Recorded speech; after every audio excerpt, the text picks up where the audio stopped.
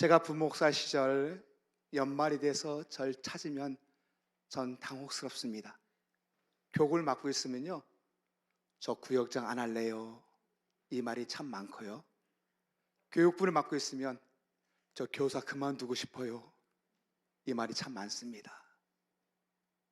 언제부터인가 교사가 교회 내 3D 업종에 들어갑니다. 맞죠? 여긴 아닌가 보네요. 하는 일은 많고 거기에 따른 존중과 헌신의 대가는 별로 없습니다. 참 많이 힘들어요. 아마 오늘도 이른 아침부터 준비해서 나왔을 테고 하루 종일 수고하고 또 이 시간에 앉아 있는 것 같습니다. 거기에 비해서 교회 내 여러 가지 환경은 별로 달라지지 않았습니다. 아이들은 말 잘 듣습니까? 들을 게 말 안 들어요. 21년도 코로나가 막 끝났을 때 아시아연합신학대학교 교육연구소에서 설문을 해봤어요. 1000명의 선생님들에게, 교사들에게 물어봤는데 학생들이 교회에서 줄었다, 이것이 84%고 아이들이 신앙이 안 좋아졌다, 이것이 66%였습니다.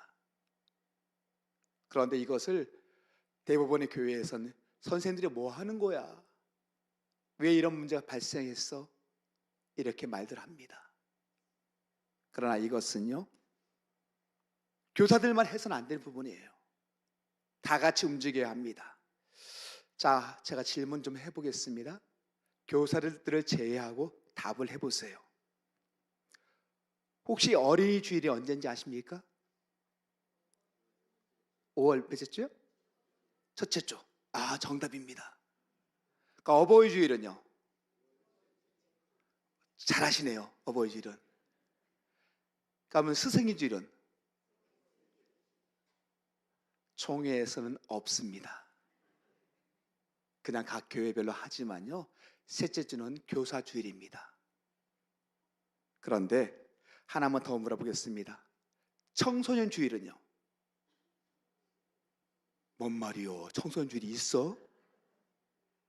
혹시 아시는 분 있으시면 제가 이따가 담임 목사님께 말씀드려서 맛있는 거 사드리라고 할게요. 아무도 없습니까? 총회에서 정했어요.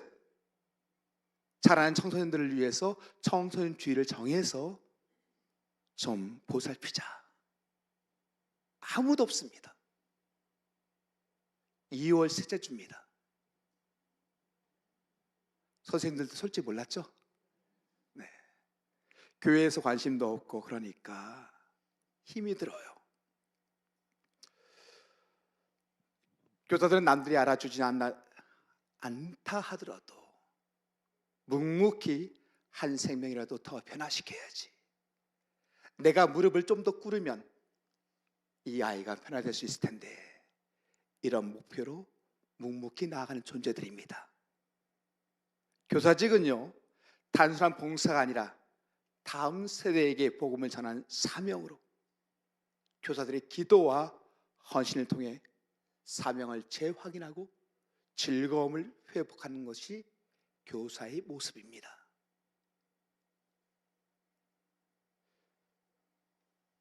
여러분, 교사들 하시는데 즐겁습니까? 즐거워요? 답을 못 하시네. 저는요, 우리 교회에서 또 제가 여태까지 있었던 교회들에서 꼭 얘기합니다. 교회의 모든 직분에서 즐겁지 않으면 당장 그만두십시오. 그것이 표시가 나요. 우리는 사람이 일이 아닌 하나님이 일을 하는 동역자인 것을 꼭 기억하십시오. 아무한테나 그 일을 맡기지 않습니다.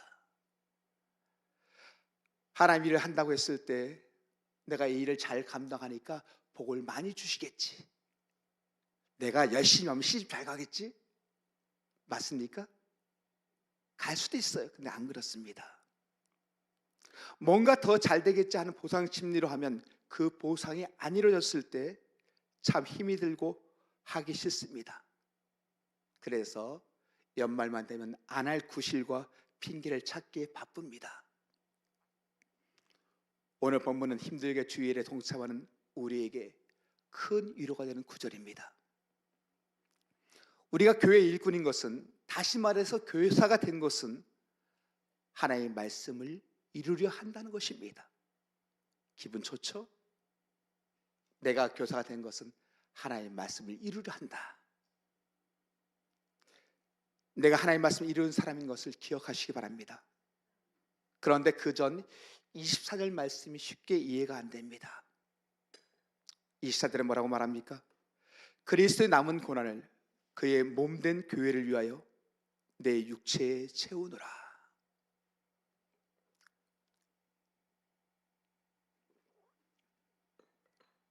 그리스도의 남은 고난이라. 우리가 알다시피 예수님의 고난은 십자가로 마무리되었습니다.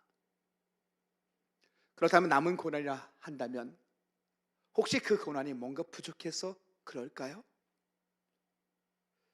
주님이 뭔가 더 해야 된다고 생각하십니까? 아닙니다.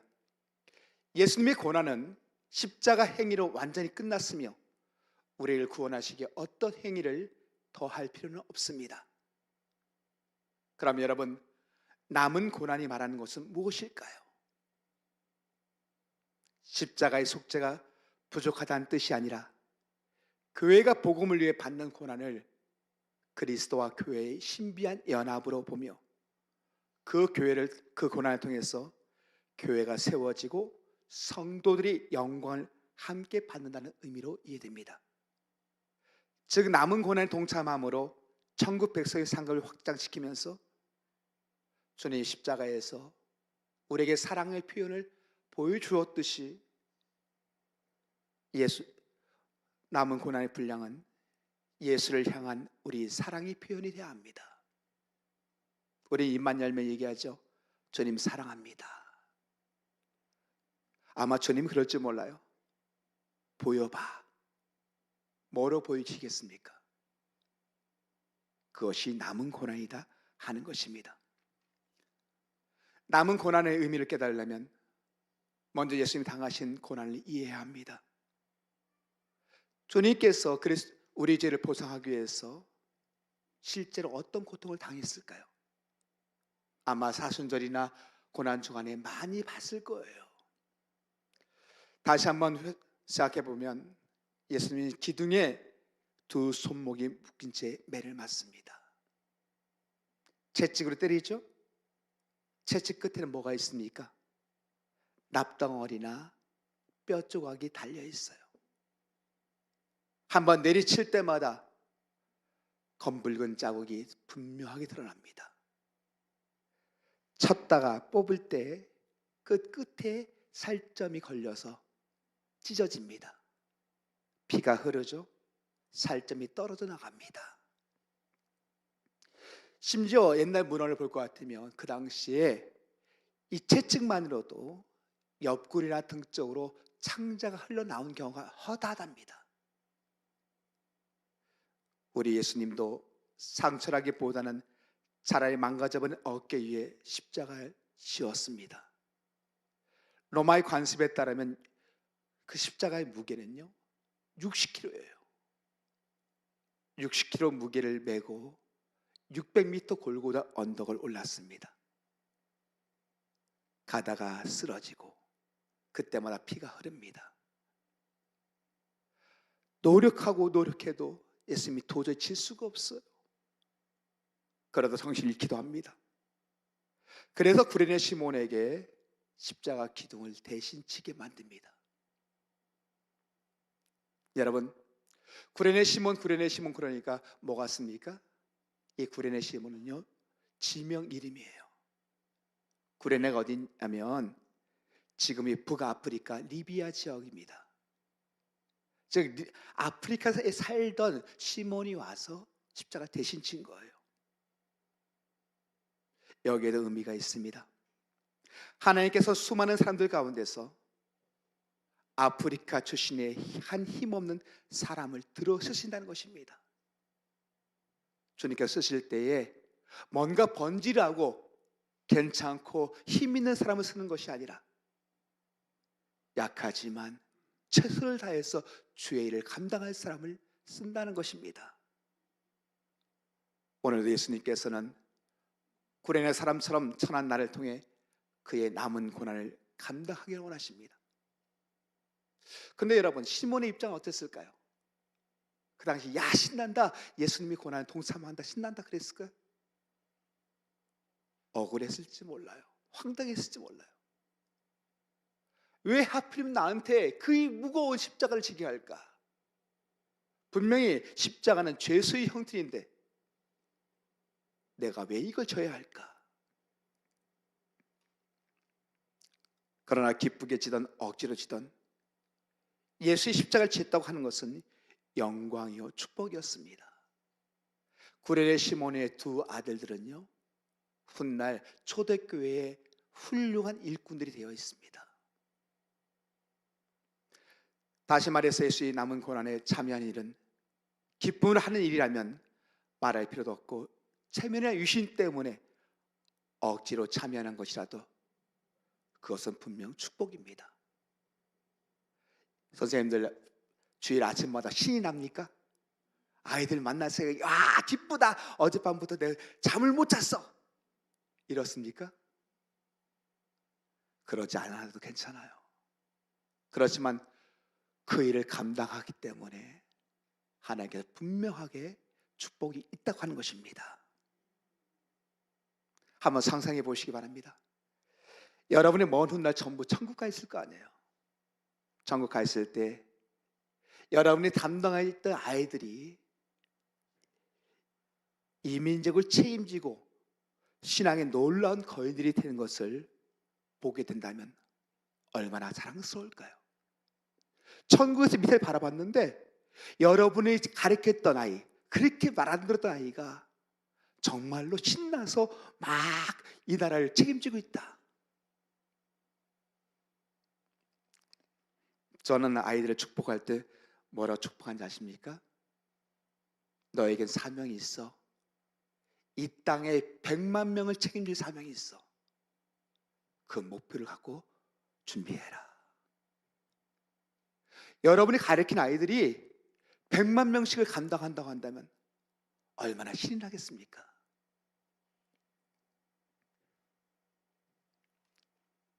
우리 담임 목사님께 물어볼게요. 저보다 훨씬 똑똑해요. 얼굴은 제가 좀 난데, 그죠? 그래서 궁금한데, 자, 우리 똑똑한 목사님께 물어볼게요. 목사님의 어렸을 때 젖을 먹었죠? 그 중에 몇 번째 젖이 오른쪽 살로 갔을까요? 모르십니까? 그럼 더 쉬운 거 낼게요. 10번째 젖은 어디로 갔습니까? 살이 됐습니까? 피가 됐습니까? 모르십니까? 안타깝네요. 여러분은 마찬가지일 거예요. 여러분 전부 다 젖 먹었을 때 한번 상상해 보세요. 몇 번째가 이거 먹으면 살로 가, 이거 먹으면 뼈로 가, 이거 먹으면 피가 돼, 고민하며 먹었습니까? 그냥 먹었잖아요. 배고프면 빼 울고. 그러나 그것이 내 생명을 키운 귀하고 고마운 것이 됐습니다. 잘 모르겠으면요, 억지로라도 순종하십시오. 목사님이 잘 목양하실 때에 순종하시고, 교육단 담당자들이 시켰을 때 순종하십시오. 나 모르겠어? 아예 내 뜻하고 안 맞아? 아닙니다. 일단 순종하면요, 책임은 누가 집니까? 예수님이 지십니다. 어느 날 그것이 여러분의 영혼의 젖이 되었음을 감사하게 될 것입니다.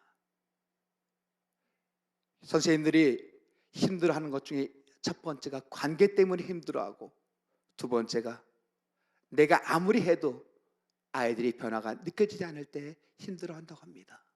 맞습니까? 그런데 여러분, 왜 내가 기준을 정해놓습니까? 쟤는 안 변화됐을 거야, 쟤는 안 돼. 그냥 묵묵히 순종하면 자라게 하신 이는 하나님이신 것을 인정하시기 바랍니다. 우리 선생님들이 반드시 버려야 할 병이 두 가지가 있어요. 제가 이렇게 보니까 절반 이상이 두 가지 병에 걸렸어요. 어떤 분이 딱 웃으면서 난 왕자병, 쟨 공주병. 아닙니다. 첫 번째가 조급증입니다. 조급증. 너무 급해합니다. 7살짜리, 8살짜리, 9살짜리 앉혀놓고요, 얘가 어느 틈엔가 우리 장로님 같이 신앙의 거인이 되길 바래요. 얘는요, 그 예배 시간에 앉아있는 것만으로도 기적이에요. 그렇잖아요. 어쩌다 기도 한 번 하면 와 해줘야 되는데 한 시간 내 잘하길 바래요. 안 그렇습니다. 조급해하지 마십시오. 하나님의 뜻은 분명하게 하나님의 시간에 이루어집니다. 염려하지 마십시오. 그럼 두 번째 병은 무엇이겠습니까? 두 번째 병은요, 건망증입니다. 분명히 하나님께서 그 순간에 그렇게 역사하신 것을 다 잊어버려요. 쉽게 잊어버립니다. 그리고 그 어려움이 또 닥치면 하나님 이게 뭡니까? 그 어려움을 이끌어 주셨던 하나님께서 해결해 주셨던 것을 기억하지 못하고 잊어버리고서 또 원망하고 불평합니다. 그러지 마세요. 최소한 이 두 가지 병만큼은 여러분이 나서야 합니다. 주의를 감당할 때 그러지 않길 바랍니다. 자, 여러분 한번 생각해 봤으면 좋겠습니다. 예수님이 다시 이 땅에 오셨어요. 십자가 지시고 가십니다. 의정부역에서부터 오고 오다가 이 교회 앞에서 바로 입구에서 쓰러졌습니다. 피투성이 얼굴을 한 채, 엉겨붙은 머리를 한 채, 힘없는 눈동자로 우리를 바라보고 있고, 우리는 빙 둘러서서 주님을 바라봅니다. 어떻게 해야 할까요? 두 주먹 쥐고선, 주님, 나를 위해 죽으셨다지요. 내 비록 구레네 사람 시몬처럼 천한 몸이요 힘은 없으나 그 십자가 제가 지고 가겠습니다. 그렇게 할까요? 아니면 주님 맞습니다. 그 십자가 제가 져야 하는 거 맞습니다. 그러나 지금은 너무 바쁘네요. 내가 봤던 아이들이 너무 말을 안 들어서 마음이 상해서 또 데이트도 해야 되고 회사 일이 바쁘고 여러 가지 일 바쁘기 때문에 그 십자가 나중에 질게요. 이렇게 하시겠습니까? 제가 오늘 우리 교회 예배 시간에도 얘기했어요. 목사들은 매 예배 때마다 그 설교가 평생 마지막 설교처럼 준비한다. 왜 그런 말을 했냐면요, 우리 교회에서 같이 신앙생활 하시던 분이 건강한 편이었어요. 목사님, 저 여기가 안 좋아서 수술 받고 올 테니까 기도해 주세요. 기도까지 했어요. 전화가 왔길래 수술 잘 됐지요 했는데 다른 분이 전화했어요. 우리 어머니 수술 받다 돌아가셨습니다. 다시 말해서 지난주가 같이 드린 마지막 예배였어요.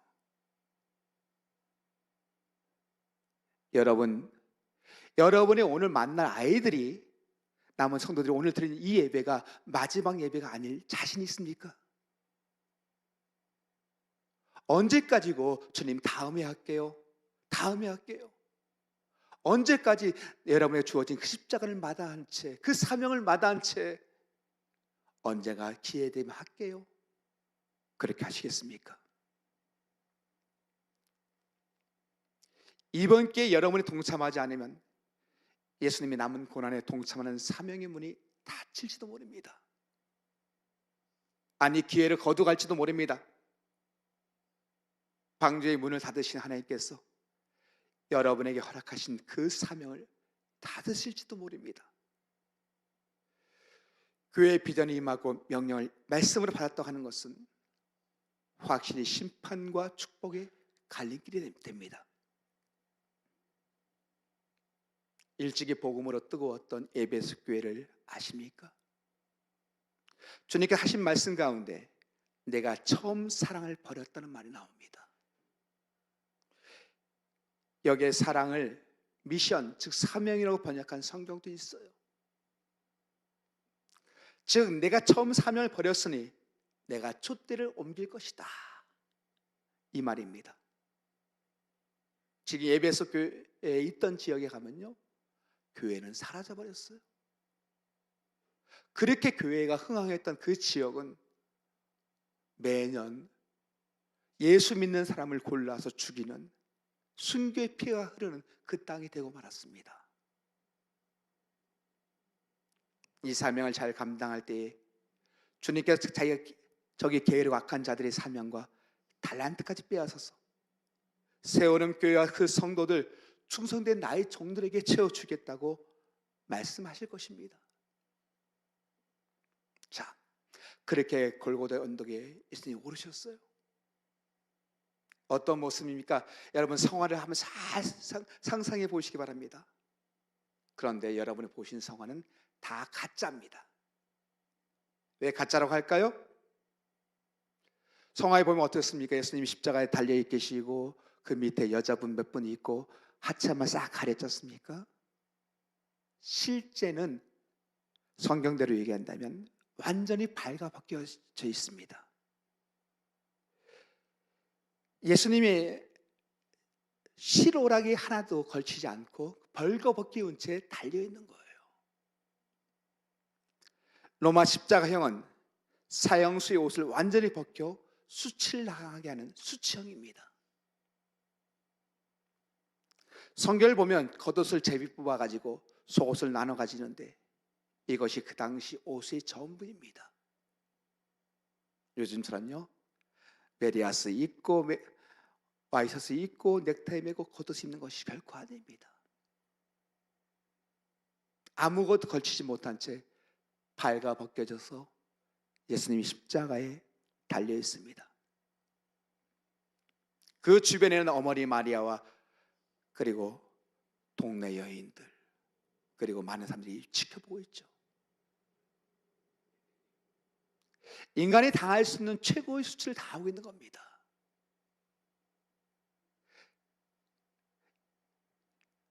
많은 사람들이 보이게끔 언덕에 높이 달려 있어요.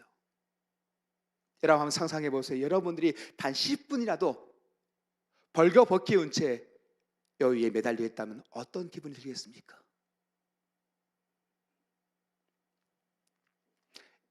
영광스러운 하나님의 아들이요, 창조주께서 사악한 그 인간들 앞에서 지금 나체로 창피를 당한 것입니다. 물론 여러분들이 여러분에게 맡긴 일을 감당하고자 한다면 처음에 부끄러울 수도 있어요. 내가 이것까지 해야 하나? 그럴 수도 있습니다. 창피와 수치를 당할 수도 있습니다. 그러나 그 한번 생각해 보시기 바랍니다. 그것이 나 때문에 당하신 그 창피와 수치와 비교될 수 있겠습니까?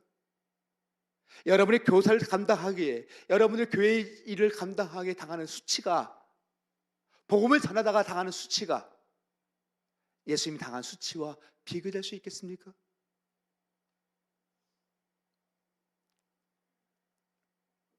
여러분, 우리 모두는 언젠가 분명히 하나님 앞에 서게 됩니다. 그래서 우리는 천국에 들어갈 줄 믿습니다. 그런데요, 내가 예수를 부끄럽게 여기면 예수님께서 또 최후 심판 앞에서 나를 부끄럽게 여기실 것입니다. 예수를 전파하다가 주의 일 감당하다가 높아진 위신이 떨어질까 봐 두려워하는 분이 계십니까? 차라리 인생이 맨 밑바닥으로 내려와 주의 복음을 전하다가 심판대 앞에서 예수님의 환영을 받는 여러분이 되시기 바랍니다. 물론 남은 권에 참여한다 하는 것, 주의 일을 감당하는 것이 피서 떠난 것처럼 편하고 좋지는 않을 것입니다. 다리도 아프고 목도 아프고 온몸이 쑤시고 아프겠지요. 제 선생님들 피곤하잖아요. 아침부터 그랬으니까. 그러나 그것이 주님이 나를 위해 당하신 주님의 고난과 비교할 수 있겠습니까? 주님의 남은 부스러기 고난이 이렇게 힘들진데 당신의 고난은 얼마나 아프셨습니까? 그때보다 다시 한번 주님을 바라보시기 바랍니다. 1973년 12월호 승리의 생활이라는 잡지에 이런 글이 실려 있습니다. 만삭이 된 어떤 여인이 무릎까지 눈이 쌓인 추운 어느 날 산길을 걷다가 너무나 힘이 들어서 눈 위에서 아이를 낳게 됩니다. 그리고 그 자리에서 기진맥진 쓰러져 죽게 됩니다. 때마침 이른 새벽 선교사 한 분이 새벽 예배를 인도하기 위해 차를 타고 가다가 눈길을 가는데 불빛에 이상한 물체를 발견하고 가까이 가보니까 아기의 울음소리가 눈 속에 들려오고 웬 여인이 나체로 눈 위에 죽어 있습니다. 이 여인은 아기를 낳고 아기를 살리기 위해서 속옷까지도 다 벗어서 아기를 꽁꽁 싸매고 자신은 얼어 죽은 것입니다. 후에 이 아기는 선교사의 양아들로 훌륭한 청년이 되었습니다. 어느 날 선교사가 그 옛날의 상황을 그 양아들에게 들려줍니다. 내 어머니의 신분을 알아보고자 백방에 노력했는데 결국 삼지 못하고 어느 산 어디에 내 어머니를 묻었다. 한 가지 확실한 사실이 있다면 내 어머니는 널리 살리고 죽었다는 사실이다. 이 이야기를 들은 청년은 충격을 받고 그때부터 밖을 나가지 않습니다. 몇 날 며칠을 방에 들어만 누워있던 이 청년이 눈이 펑펑 쏟아지자 미친 듯이 밖으로 달려나가서 어머니의 무덤을 찾아갑니다. 그리고 어머니의 무덤을 부둥켜 안고는 어머니, 나를 위해 대신 돌아가셨다지요. 내가 할 수 있는 것이 무엇입니까? 그러고는 옷을 다 벗습니다. 다 벗어 어머니 무덤에 덮어놓고 한참이나 서 있다가는 또 옵니다. 그리고 이렇게 말합니다. 어머니, 그때만큼 추웠습니까? 그때 이만큼 추웠습니까? 어머니, 이날만큼 부끄러웠나요?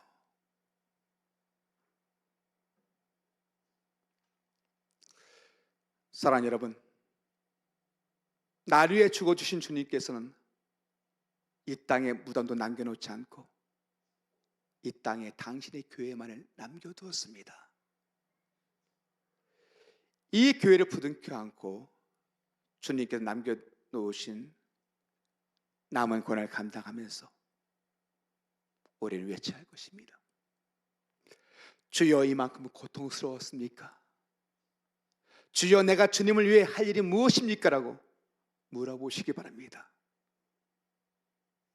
그런 다음에 바울의 고백이 나의 고백이 되어야 합니다. 남은 고난을 그의 몸된 교회를 위하여 내 육체에 채우노라. 여러분, 여름 행사 때문에 이제 바쁘시잖아요. 휴가도 거기에 써야 되고 남들 다 좋은 데 놀러 가는데 다 거기에 헌신해야 합니다.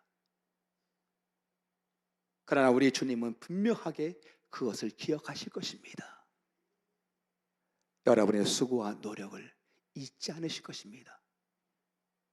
또 이 자리에 참석한 모든 성도들은 동일한 마음으로 아이들을 위해서 기도해 주시고요, 그 아이들을 신앙으로 붙들고 있는 우리 선생님들 위해서 기도해 주시기 바랍니다. 그런 모습으로 언제나 주 안에서 최선을 다하는 세월은교회 모든 성도가 되시기를 간절히 바라겠습니다. 사랑의 하나님 감사합니다. 우리가 이 땅에서 감히 주님의 남은 고난에 동참하고자 합니다. 연약하고 부족하고 어찌할 수 없는 모습밖에 없지만 그러한 우리 모습마저도 주님께서 사용하시겠다 하니 기쁜 마음으로 헌신합니다. 하나님, 우리를 귀하게 사용하여 주시옵고 마태발에게 구할 것은 충성이라 하셨사오니 우리가 최선을 다해 주님을 기쁘시게 하는 선생님들과 교인들 될 수 있도록 도와주시옵소서. 예수 그리스도의 이름으로 간절히 기도하옵나이다. 아멘.